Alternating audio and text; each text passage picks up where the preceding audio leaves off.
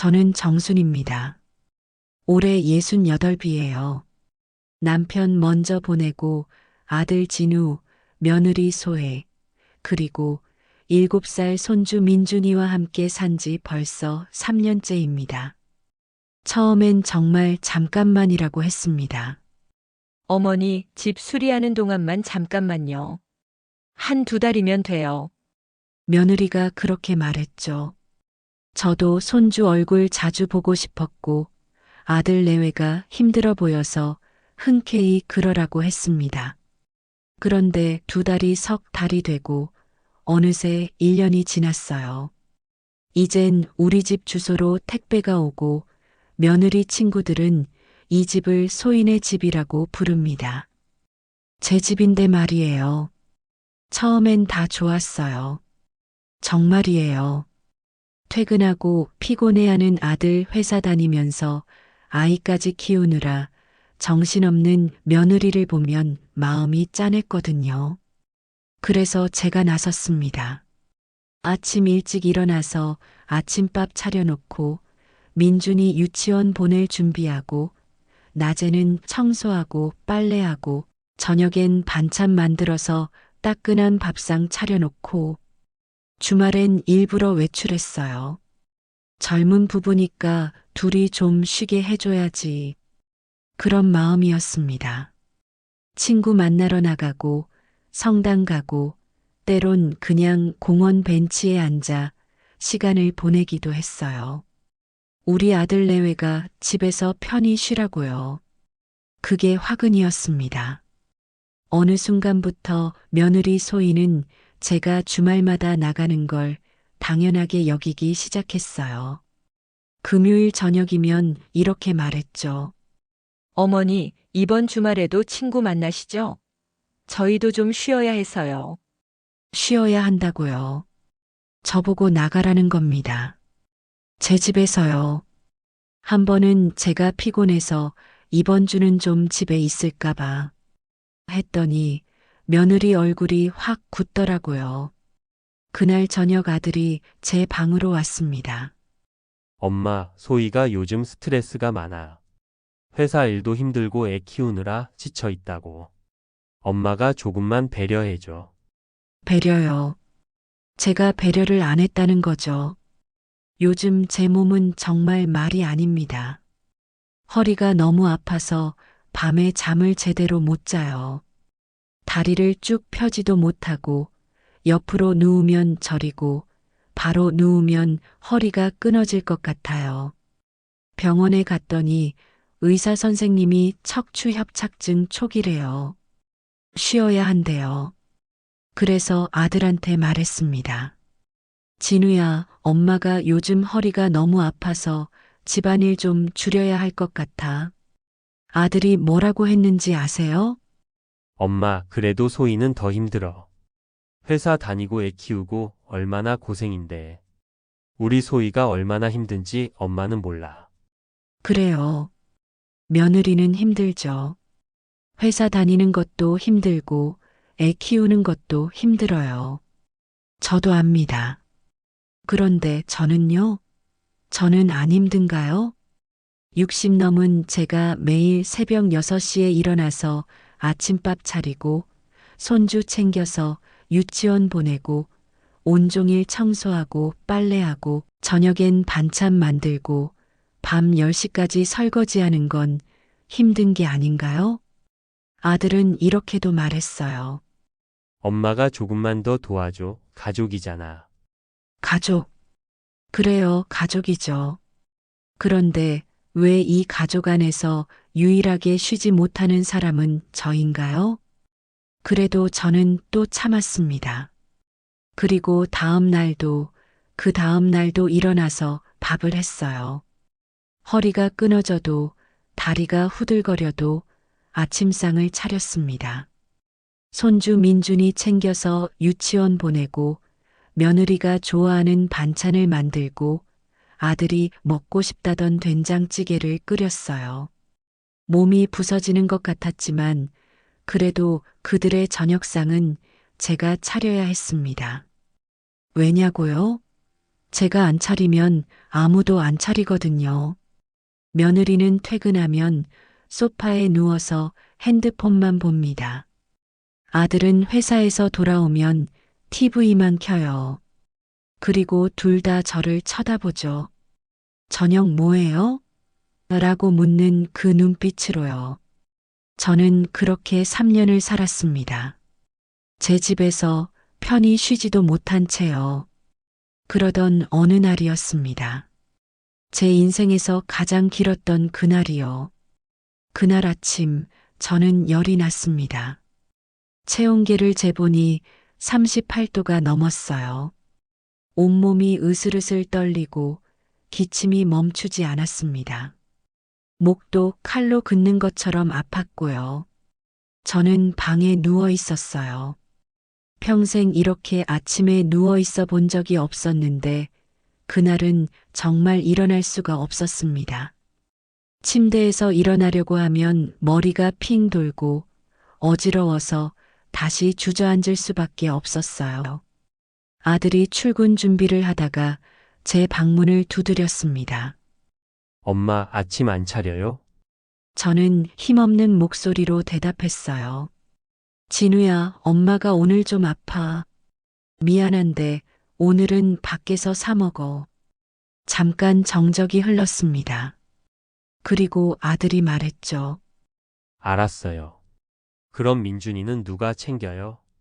오늘은 알아서들 해. 하, 아들이 한숨을 쉬더니 문을 닫고 나갔습니다. 그 한숨 소리가 제 귓가에 계속 맴돌았어요. 마치 제가 무슨 큰 잘못이라도 한 것처럼요. 낮이 되었습니다. 저는 약을 먹고 조금 나아진 것 같아서 거실로 나왔어요. 소파에 앉아 있으니 며느리가 재택 근무를 하고 있더라고요. 제 방에서 신음소리가 났는데도 한 번도 확인하러 오지 않았습니다. 오후 3시쯤 며느리가 전화 통화를 하더니 저를 쳐다봤어요. 어머니, 민준이가 유치원에서 먹은 점심이 잘 못 되었는지 배탈 났대요. 오늘 저녁은 죽 좀 끓여주세요. 저는 그 말을 듣고 잠시 멍했습니다. 제가 지금 열이 나서 알아 누워 있는데 저녁 메뉴 주문을 받고 있는 거예요. 소희야, 미안한데 엄마가 오늘 몸이 안 좋아서. 며느리가 눈썹을 찌푸렸습니다. 어머니도 어차피 저녁은 드실 거잖아요. 그냥 끓이실 때 하나 더 끓이시면 되는데. 민준이가 배 아프다는데 어떡해요? 그 순간 아들이 퇴근해서 들어왔어요. 넥타이를 풀며 소파에 털썩 앉더니 TV를 켰습니다. 며느리가 아들한테 말했죠. 여보, 어머니가 저녁 안 해주신대. 민준이 배 아픈데. 아들이 저를 쳐다봤어요. 짜증 섞인 표정으로요. 엄마 죽 금방 끓이잖아요. 소희도 오늘 회의하느라 피곤하고 애도 아픈데. 그 정도는 해주셔야죠. 그 정도는 해줘야 한대요. 제가 열이 나서 하루 종일 누워 있었는데 그 정도는 해줘야 한대요. 제가 3년 동안 하루도 빠짐없이 밥을 해줬는데 단 하루 못 해준다고 그 정도는 해줘야 한대요. 저는 손에 들고 있던 물컵을 꼭 쥐었습니다. 나도 피곤하다, 이놈아. 나도 아프다고. 그 말이 목구멍 끝까지 차올랐지만 차마 내뱉지 못했어요. 대신 한숨으로 삼켰습니다. 그리고 비틀거리며 일어나 부엌으로 갔어요. 손이 떨렸어요. 칼질을 하는데 손에 힘이 하나도 안 들어가서 팔을 제대로 썰지도 못했습니다. 어지러워서 가스레인지 앞에 서 있기도 힘들었어요. 그런데 거실에서는 며느리와 아들이 TV를 보며 낄낄거리고 있었습니다. 민준이는 태블릿으로 게임을 하고 있었고요. 배가 아프다던 손주는 멀쩡해 보였어요. 죽이 끓는 동안 저는 싱크대에 기대어 서 있었습니다. 눈물이 났어요. 서러워서요. 억울해서요. 내가 왜 이러고 있지? 내가 뭐 하는 거지? 그 생각이 머릿속을 가득 채웠습니다. 저녁상을 차렸어요. 된장찌개, 김치, 계란말이, 나물 몇 가지. 손주를 위해서 죽을 주었습니다. 평소보다는 부실했지만 그래도 저는 상을 차렸습니다. 밥 먹어. 세 식구가 식탁에 앉았어요. 저는 먹지 않고 방으로 들어갔습니다. 밥맛이 없었거든요. 저는 이불을 뒤집어 쓰고 울었습니다. 소리 없이 한참을요. 그날 밤 잠들기 전에 저는 결심했습니다. 이제 그만하자. 더 이상은 못하겠다고. 이렇게는 못 살겠다고요. 그리고 다음 날 아침 저는 평소처럼 일어나 밥을 차렸습니다. 마지막으로요. 새벽 5시 반 저는 일어났습니다. 열은 조금 내렸지만 몸은 여전히 무겁고 허리는 끊어질 듯 아팠어요. 그래도 저는 부엌으로 갔습니다. 오늘만큼은 제대로 차리고 싶었거든요. 마지막이니까요. 밥을 짓고 미역국을 끓였습니다. 아들이 좋아하는 제육볶음을 했어요. 손주 민준이가 좋아하는 계란말이도 부치고 며느리가 즐겨 먹는 깍두기도 새로 썰어서 담았습니다. 시금치나물, 콩나물 무침, 멸치볶음까지 반찬 7가지를 정성껏 만들었어요. 2시간 넘게 걸렸습니다. 중간중간 허리가 아파서 싱크대에 기대어 쉬기도 했고 어지러워서 잠깐 주저앉기도 했어요. 그래도 저는 끝까지 했습니다. 상을 차렸습니다. 밥그릇을 놓고 국그릇을 놓고 반찬들을 예쁘게 배치했어요. 숟가락과 젓가락도 반듯하게 놓았습니다. 제가 평생 차려온 밥상 중에 가장 정성스러운 상이었어요. 7시 아들과 며느리를 불렀습니다. 진우야, 소희야, 밥 먹어라. 오늘은 좀 특별한 날이다. 며느리가 먼저 나왔어요. 졸린 눈으로 식탁을 보더니 눈이 휘둥그레졌습니다. 어머니, 이게 다 뭐예요? 오늘 무슨 날이에요? 그냥 밥 먹어. 아들도 넥타이를 매며 나왔습니다. 식탁을 보더니 웃었어요. 우와, 엄마 오늘 왜 이렇게 많이 차렸어요? 완전 호텔 조식 같은데? 둘은 앉았습니다.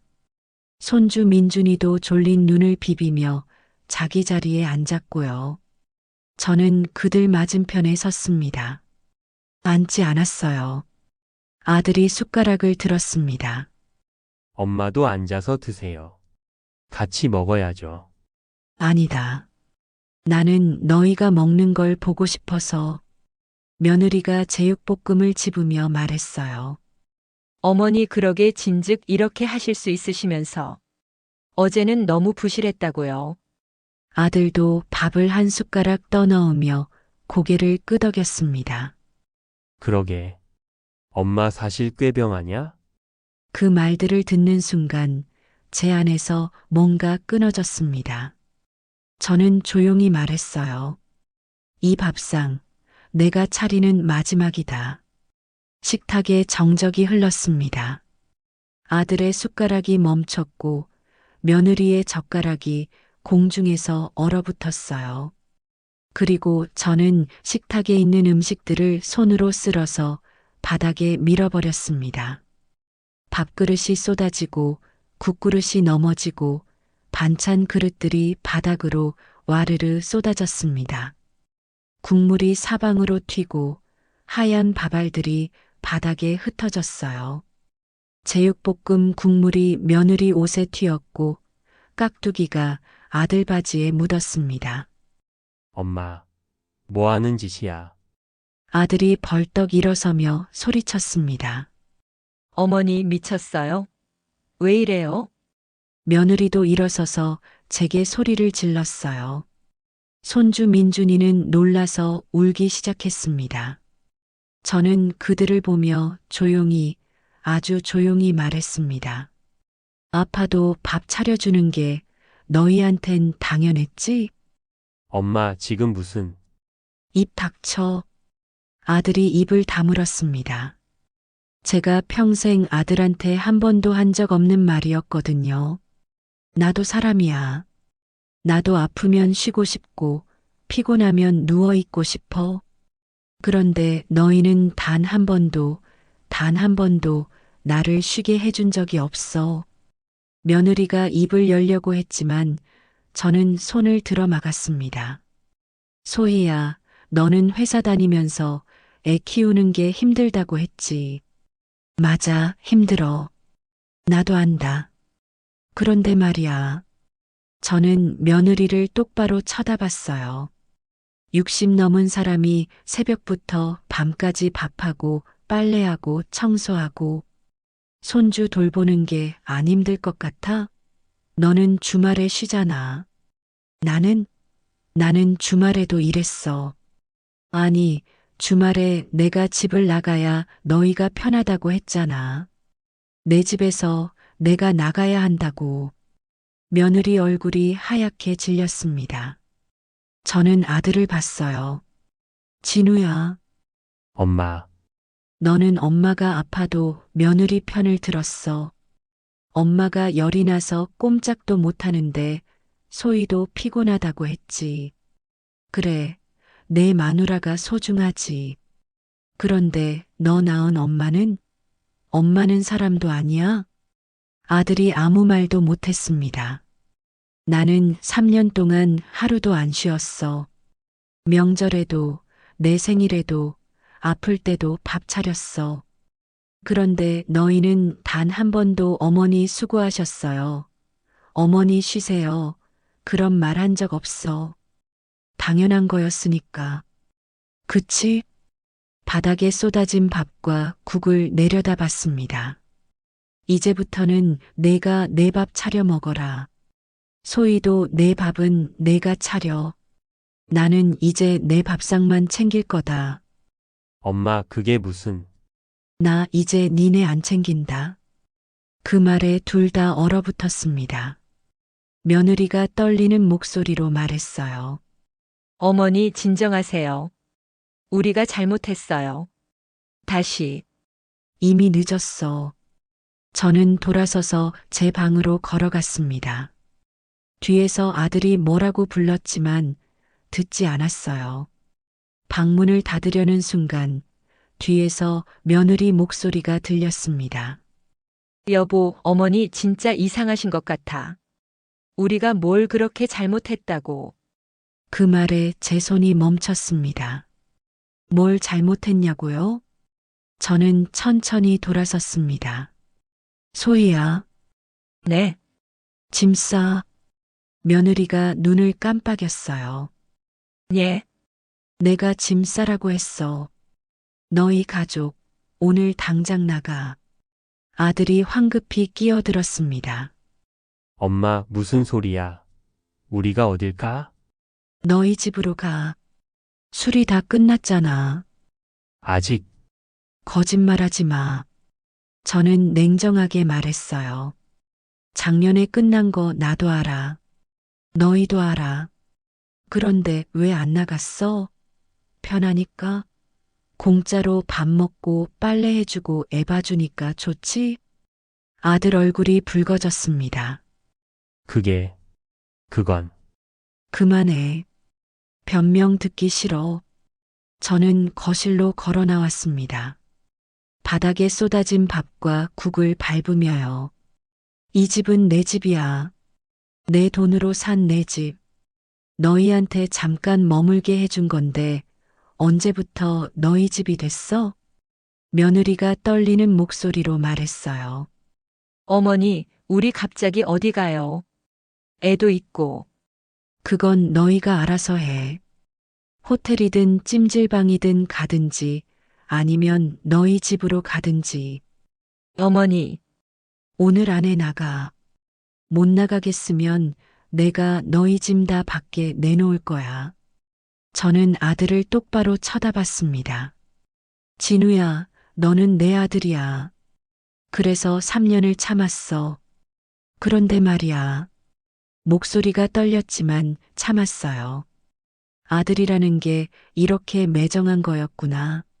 나 낳아준 엄마가 아파서 신음하는데 마누라 편만 들고 엄마가 열이 나서 꼼짝도 못하는데 소희도 피곤하다고 하고 엄마, 나는 너는 이미 선택했어. 엄마보다 와이프를? 그래, 그럴 수 있어. 그런데 그렇게 선택했으면 책임져. 너희끼리 살아. 엄마한테 기대지 말고. 아들이 입술을 깨물었습니다. 나는 너희 가정부가 아니야. 무료 식모도 아니고 24시간 대기하는 베이비시터도 아니야. 나도 쉬고 싶고 아프면 누워있고 싶은 사람이라고.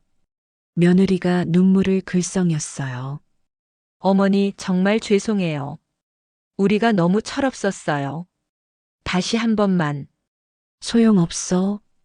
저는 고개를 저었습니다. 진심이 없는 사과는 받지 않아. 너희는 지금 내쫓길까봐 두려워서 사과하는 거잖아. 진짜로 미안하다고 생각하는 게 아니라. 며느리가 아무 말도 못했습니다. 저는 시계를 봤어요. 오전 7시 반이었습니다. 오늘 저녁 6시까지 나가. 그때까지 안 나가면 너희 짐 다 밖에 내놓고 문 잠글 거야. 엄마, 그리고 진우야. 응. 당분간 내 연락처로 전화하지 마. 문자도 하지 말고. 나 좀 혼자 있고 싶어. 60 넘어서 처음으로 내 집에서 혼자 좀 쉬고 싶다. 아들 눈에 눈물이 맺혔습니다. 하지만 저는 돌아섰어요. 10시간 남았어. 짐 싸. 저는 제 방으로 들어가서 문을 잠갔습니다. 그리고 침대에 누워 천장을 바라봤어요. 밖에서 며느리가 흐느끼는 소리가 들렸습니다. 아들이 무언가 다급하게 전화하는 소리도 들렸고요. 손주 민준이가 엄마 왜 울어? 하고 묻는 소리도 들렸습니다. 가슴이 아팠어요. 손주를 못 볼 생각을 하니 눈물이 났습니다. 하지만 이건 제가 살기 위해서 해야 하는 일이었어요. 저도 살고 싶었거든요. 제 집에서 제가 원하는 대로요. 오후 5시 저는 방문을 열었습니다. 거실엔 이삿짐이 쌓여 있었어요. 아들과 며느리가 정신없이 짐을 싸고 있었고 손주는 소파에 앉아 울먹이고 있었습니다. 저는 아무 말 없이 부엌으로 가서 물을 한 잔 마셨어요. 6시 정각 현관문이 열렸습니다. 엄마, 우리 간다. 아들이 짐을 들고 서 있었습니다. 뒤에 며느리와 손주도요. 저는 고개만 끄덕였어요. 잘 가거라. 엄마, 나중에 전화해도 돼? 당분간은 안 돼. 내가 먼저 연락할게. 알았어. 아들이 돌아서서 나갔습니다. 며느리도 허리 숙여 인사하고 나갔고요. 손주 민준이가 저를 보며 손을 흔들었어요. 할머니, 안녕. 저는 겨우 웃으며 손을 흔들었습니다. 그리고 문이 닫혔습니다. 저는 텅 비어버린 거실에 섰어요. 조용했습니다. 너무 조용했어요. 그런데 이상하게도 무섭지 않았습니다. 오히려 평화로웠어요. 저는 소파에 앉아 아무 생각 없이 창밖을 바라봤습니다. 그렇게 1시간쯤 앉아 있었을까요? 배에서 꼬르륵 소리가 났어요. 저는 일어나 부엌으로 갔습니다. 그리고 처음으로, 정말 처음으로 저 혼자만을 위한 밥을 차렸습니다. 간단하게 계란 후라이 하나, 김 한 장, 밥 한 공기. 그게 다였어요. 하지만 그 밥이 제 인생에서 가장 맛있었습니다. 아무도 재촉하지 않았고, 아무도 불평하지 않았고, 아무도 더 달라고 하지 않았으니까요. 저는 천천히, 정말 천천히 밥을 먹었습니다. 그리고 생각했어요. 이제 시작이구나. 내 인생이. 아들 가족을 내보낸 지 일주일이 지났습니다. 첫날 밤은 힘들었어요. 너무 조용해서 잠이 안 왔거든요.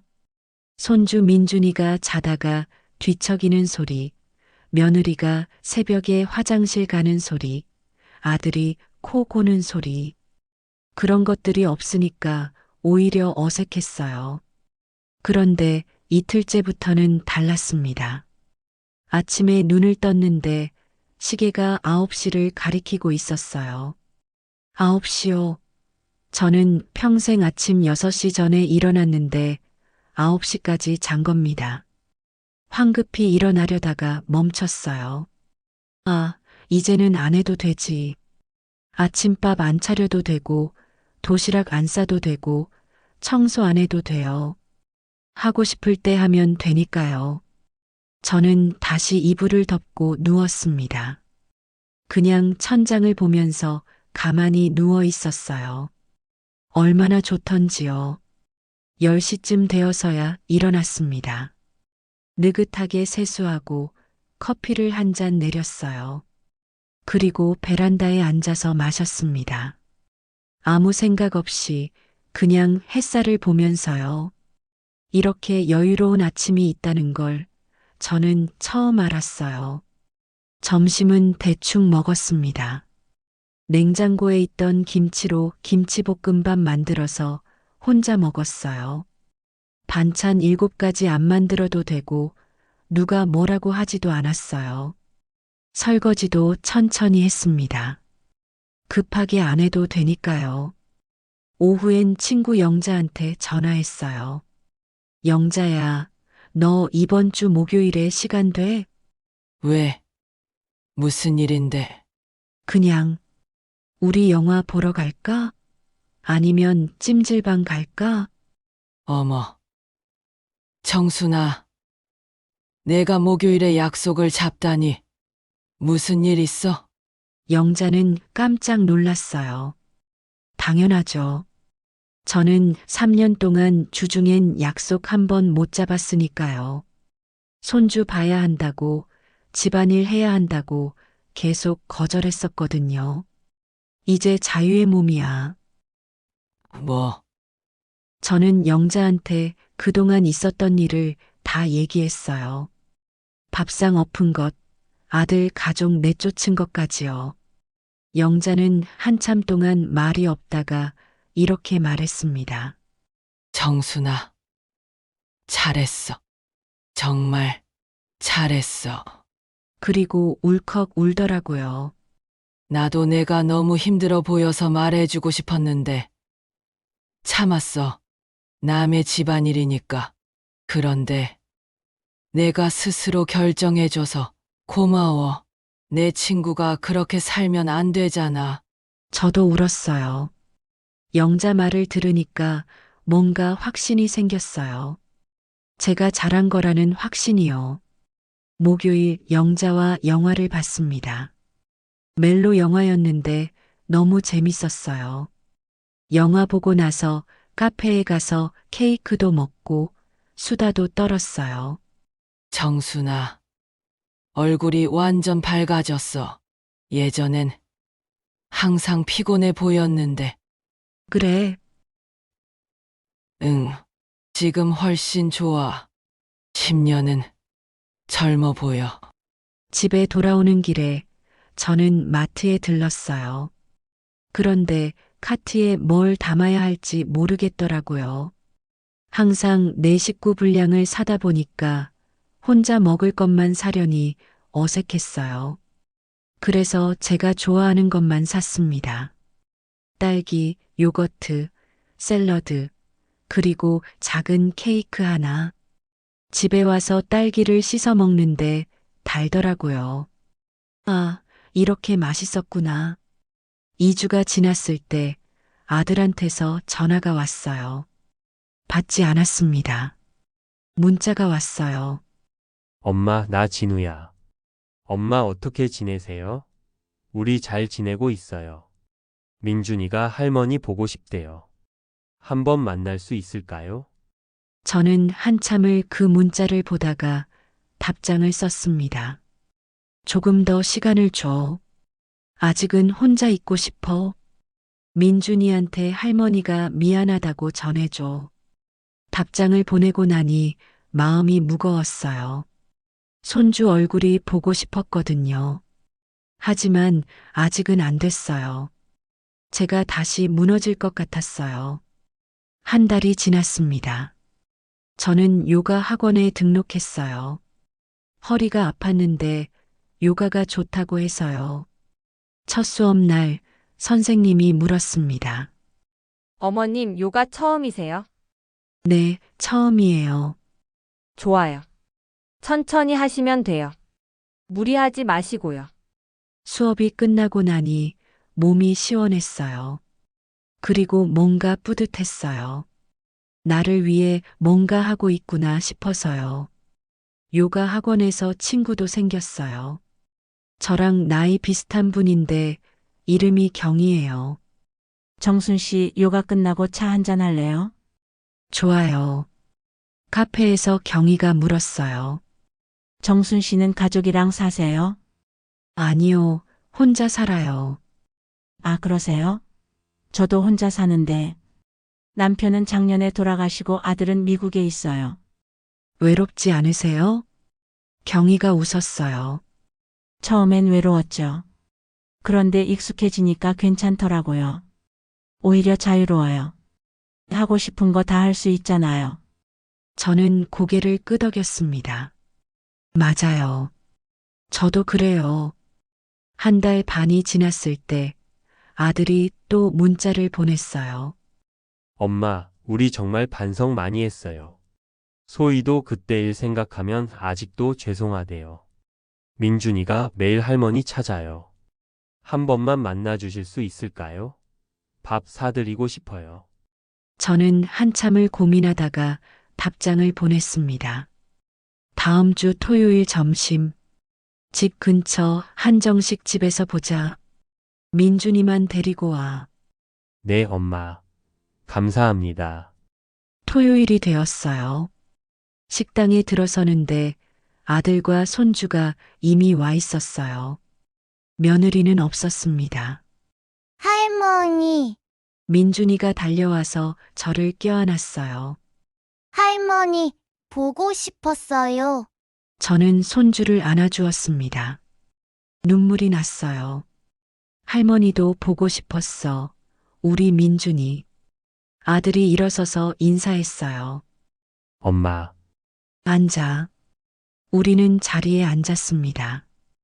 음식이 나왔고 민준이가 신나게 먹기 시작했어요. 아들이 조심스럽게 입을 열었습니다. 엄마 정말 죄송해요. 저희가 너무 철없었어요.